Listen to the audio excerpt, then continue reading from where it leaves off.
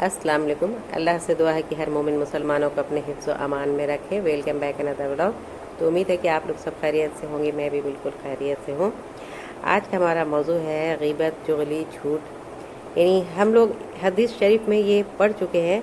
तो इस ग़ीबत जब कहलाती है, जब इसमें ये खराबियाँ पाई जाती हैं, मसलन वाकई वो अहमक हो या नादान हो, या वाकई वो बिल्कुल कुछ नहीं जानता हो, या हस्ब नस्ब और ख़ानदान में घटिया ये हो, या लिबास वगैरह में फुहड़ हो।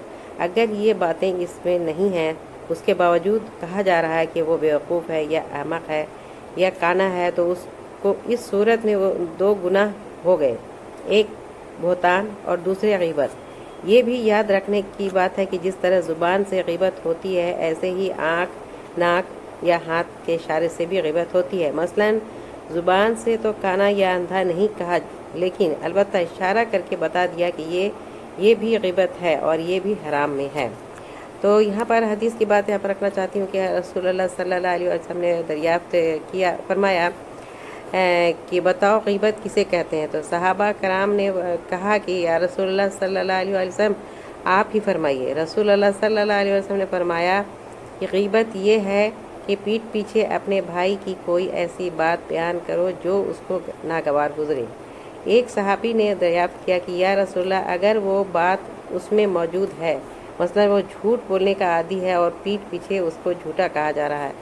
रसूलुल्लाह सल्लल्लाहु अलैहि वसल्लम ने फरमाया यही तो ग़ीबत है। अगर उसमें वो बात नहीं है तो हमने बयान की तो ये जो वो उसमें बहतान, उसके लिए बहतान बांधा गया।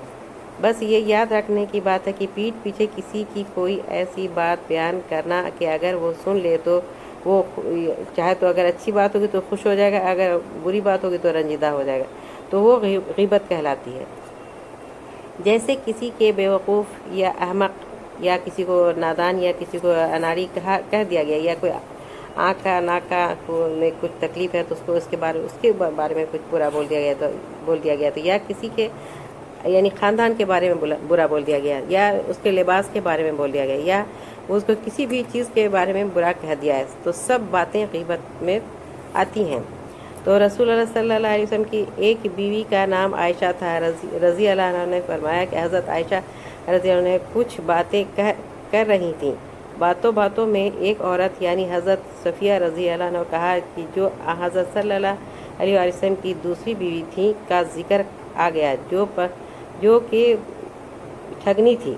आयशा सदीक़ा रज़ी अल्लाह अन्हा ने उनको ठगना मतलब हाइट कम जिसका रहता है, ठिगनी मतलब हम ठीक से नहीं बोल पा रहे हैं, तो यानी जो जिसका हाइट कम रह जाता है उसको उसी के हिसाब से उनको कहा गया।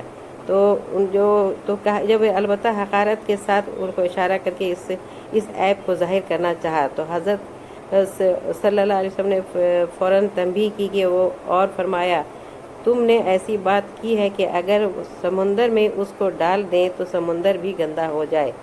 मुख्तसर ये है कि जिस तरह पीठ पीछे ज़ुबान से कोई ऐसी बात कहना जो उसको नागवार हो और तो ग़ीबत है, ऐसे ही इसकी नकल उतारना या इशारा से कोई बुराई ज़ाहिर करना भी ग़ीबत है।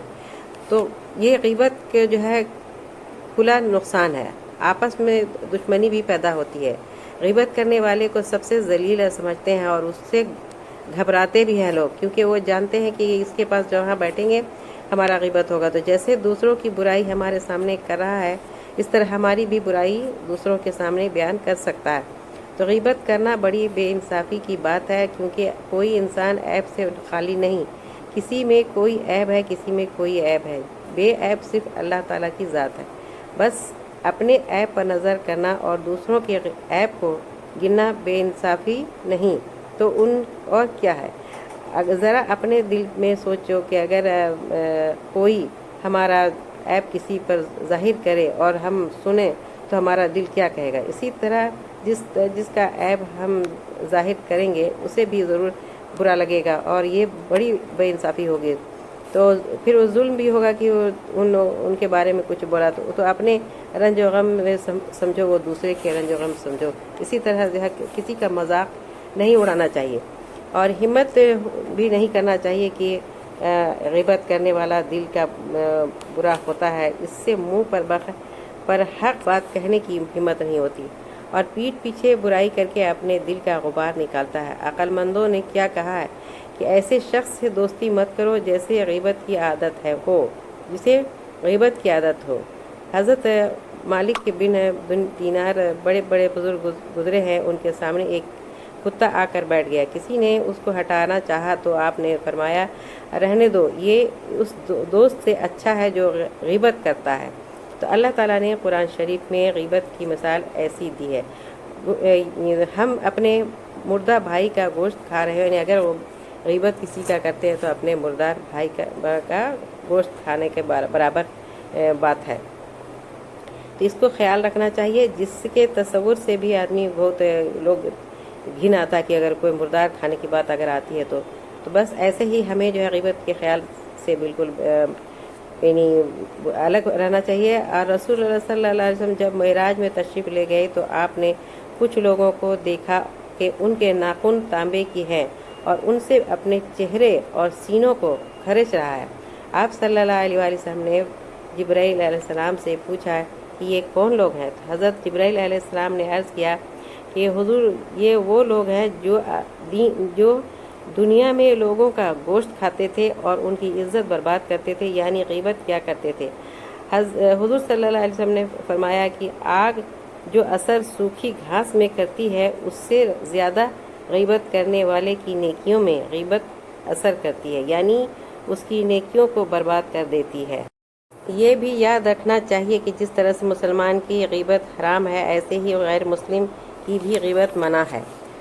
چغلی کی یہاں پر بات کرنا چاہتی ہوں کہ غیبت کی طرح چغلی بھی بہت خراب مرض ہے اور ایسا ذلیل گناہ ہے کہ اس سے خاندان تباہ ہو جاتے ہیں، ملک برباد ہو جاتے ہیں، اور چغل خور جھوٹی سچی باتیں بنا کر ایک دوسرے کے خلاف بھڑکاتا ہے، یہاں تک کہ آپس کے تعلقات ختم ہو جاتے ہیں اور لڑائی کی نوبت آ جاتی ہے۔ اسی لیے حضور صلی اللہ علیہ وسلم نے فرمایا کہ چغل خور جنت میں نہیں جائے گا۔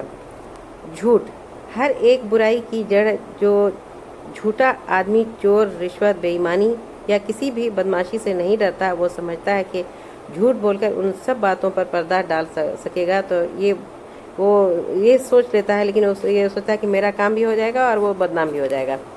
تو یہاں پر حضور صلی اللہ علیہ وسلم نے فرمایا تھا کہ جھوٹ بدکاری کا راستہ بتاتا ہے اور بدکار دوزخ میں پہنچا دیتی ہے۔ اسی لیے مسلمانوں کو بار بار قرآن اور حدیث میں ہدایت ہے کہ جو کچھ کہیں سچ کہیں، جب بھی بولیں سچ بولیں، کیونکہ سچائی نجات دلاتی ہے اور جھوٹ تباہ کر دیتی ہے۔